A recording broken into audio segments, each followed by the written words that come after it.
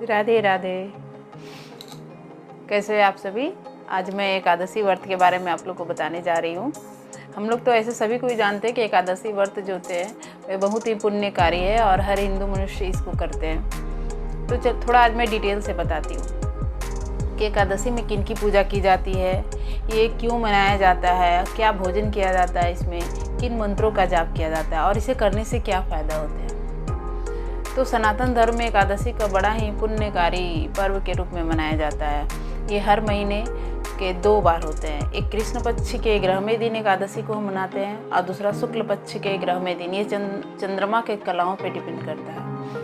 चलिए आज बताते हैं कि एकादशी व्रत की साक्ष्य कहाँ से मिलती है। पद्म पुराण में ऐसा कहा गया है कि जब सृष्टि की रचना हुई थी तो उस वक्त बहुत सारे पुण्य और पापों की भी रचना हुई।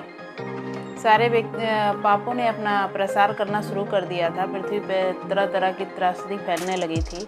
तो विष्णु के देश से उस वक्त एकादशी माता पैदा हुई। इसलिए यह पर्व विष्णु को डोनेट किया जाता है या विष्णु के रूप में मनाया जाता है, इसलिए विष्णु की पूजा भी होती है। तो जब एकादशी पैदा हो गई तो सारे लोग फिर उनके पुण्य प्रभाव में आ गए और सारे लोग एकादशी की पूजा ग्रहमय दिन करते हैं। तो पाप पुरुषों ने कहा कि विष्णु से कहा इस बात को कि जब सारे लोग पुण्य करने लगेंगे तो हमारा अस्तित्व खतरे में पड़ जाएगा, तो मैं क्या करूं। तो विष्णु का जवाब ये था कि आप सभी अनाजों में जाके एकादशी दिन प्रवेश कर जाए और उस दिन जो भी व्यक्ति अनाज को ग्रहण करेगा वो पाप का भागी होगा। वो हर तरह का पाप का भागी हो सकता है। अब ऐसी स्थिति में जो पाप पुरुष जो थे यानी जितने भी पाप थे वो अनाजों में जाके प्रवेश कर गए। इसलिए एकादशी के दिन किन्हीं को भी भोजन ग्रहण नहीं करना चाहिए। उस दिन आप निराजली रह सकते हैं या जल भी ग्रहण कर सकते हैं। अगर संभव नहीं हो कि आप निराजली रहें या जल ग्रहण करके रह सके तो आप फलाहार कर सकते हैं। हाँ, अगर कोई लाचार हो, कोई बीमार व्यक्ति हो तो ईश्वर भी उसकी क्षमा करते हैं। तो इस बात का विशेष ध्यान रखें कि अगर संभव हो तो आप उस दिन फास्टिंग ज़रूर करें। अब सवाल ये उठता है कि उस दिन हम पूजा कैसे स्टार्ट करें। तो सुबह में एकादशी के दिन हम स्नान ध्यान करके भगवान विष्णु की पूजा करें।